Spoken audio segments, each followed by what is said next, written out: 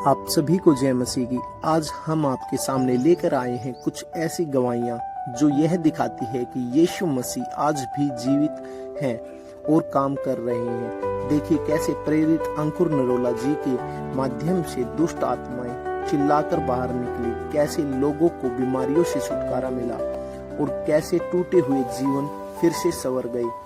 यह सब चमत्कार केवल कहानियां नहीं। शाम के समय इस्राएल की सारी मंडली के लोग उसे बलि करना, उसके लहू में से कुछ लेकर जिस घरों के लोग मेमने को खाएंगे उनके द्वार के दोनों अलंगों और चौखट के सिरों पर लगा देना।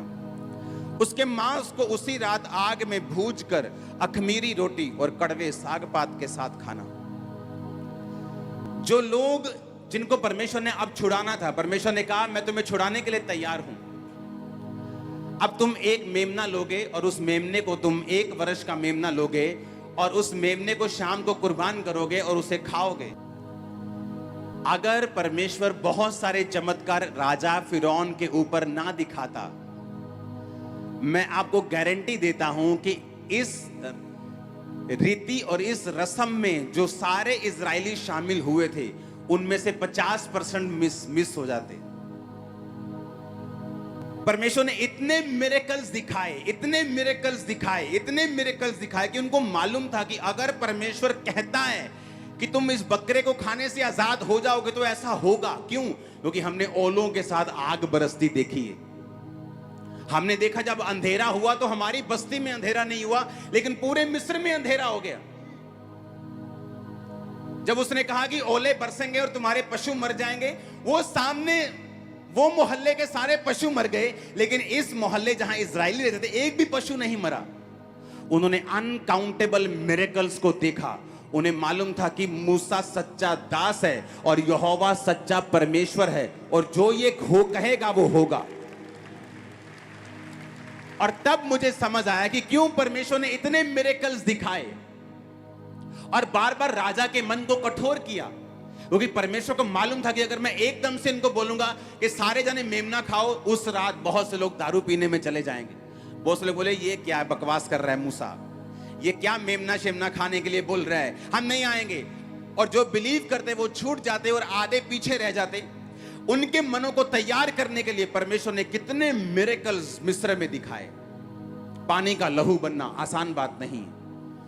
मिस्र देश के 97% पॉपुलेशन उस पानी पे निर्भर करती है। आज भी पढ़ो नील नदी की हिस्ट्री। आज भी उस देश के 90% से ज्यादा जनसंख्या उस नील नदी के किनारों में रहती है। और जब मूसा ने उस नील नदी के पानी पर मारा, हारून ने मारा, तो वो लहू बन गया और पानी पीने के योग्य नहीं था। हजारों किलोमीटर की नदी लहू बन गई थी। इतने बड़े बड़े चमत्कार देखने के बाद उनको मालूम था कि अब अगर परमेश्वर कुछ कहता है उसमें सेंस भी है और उसमें छुटकारा भी है। आमीन। और जब उन्होंने कहा कि जब तुम मेमना का खाने के लिए बैठोगे तो उसकी विधि मैं तुम्हें सिखाता हूं। हमें लगता है परमेश्वर हमें मांस खाने के लिए कह रहे हैं, ऐसा नहीं है। वो हमें कुछ सिखा रहा था। उन चंद लाख लोगों में से परमेश्वर एक एग्जाम्पल तैयार करके आने वाले लाखों करोड़ों लोग, जो हम इस समय 800 करोड़ दुनिया में पहुंच जाएंगे, जिनमें से 370 करोड़ ऑलरेडी यीशु मसीह को मानते हैं। परमेश्वर को करोड़ों लोगों की चिंता थी जो आज हम हैं, ताकि उस एग्जाम्पल से परमेश्वर हमें छुटकारे का तरीका बता सके। समझ आ रही है कि नहीं? अब मूसा ने कहा कि तुम्हारा मेमना 1 साल का हो, यानी निर्दोष हो। जैसे बच्चे निर्दोष होते हैं, उन्हें पाप का कुछ नहीं पता। उसने कहा वो मेमना 1 साल से ऊपर नहीं होना चाहिए, चाहे भेड़ों में से लेना चाहे बकरियों में से, पर 1 साल का हो। पहला पत्रस 1 उसकी 18-19 में लिखा, तुम जानते हो कि तुम्हारा निकम्मा चाल चलन जो बाप दादों से चला आता है, तुम्हारा छुटकारा सोने और चांदी अर्थात नाशवान वस्तुओं के द्वारा नहीं हुआ, पर निर्दोष और निष्कलंक मेमने अर्थात मसीह के लहू के बहुमूल्य लहू के द्वारा हुआ है। वो 1 साल का मेमना जो निर्दोष था वो कौन था? बोलो प्रभु यीशु मसीह। पतरस ने कहा, तुम्हारा छुटकारा लहू सोने और चांदी ने नहीं किया, तुम्हारी भेंटों ने नहीं किया, पर निर्दोष और निष्कलंक मेमने अर्थात मसीह के बहुमूल्य लहू के द्वारा हुआ है। इसलिए परमेश्वर ने कहा था, जो मेमना तुम लोगे वो 1 साल का लो। 8 आयत में लिखा है, परमेश्वर ने कहा, उसके मांस को उसी रात आग में भूनकर अखमीरी रोटी और कड़वे साग पात के साथ खाना। अपने पड़ोसी को बोलो अखमीरी रोटी, अपने पड़ोसी को बोलो कड़वा साग पात, फिर से बोलो अखमीरी रोटी और फिर से बोलो कड़वा साग पात। आमीन।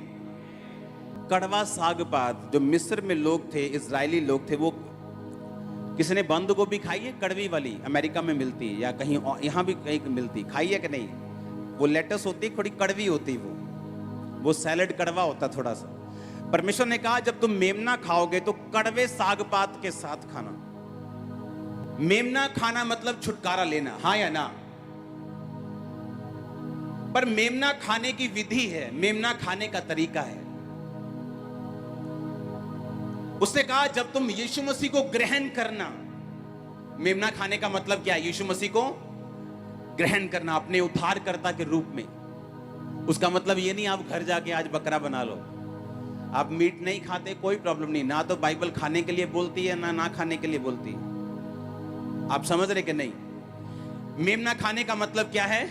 यीशु मसीह को ग्रहण करना। कहता, जब तुम मेमना खाओ, जब तुम जीसस क्राइस्ट को ग्रहण करो तो कड़वे साग पात के साथ खाना। इसका मतलब तुम परसिक्यूशन के साथ, कड़वा साग पात मतलब जब तुम मेमने को ग्रहण करोगे तुम्हें कड़वाहट फील होगी, लोग तुम्हें बुरा कहेंगे, लोग तुम्हें सताएंगे, लोग कड़वी बातें बोलेंगे। तुम अगर कड़वे साग पात के साथ मेमना नहीं खाओगे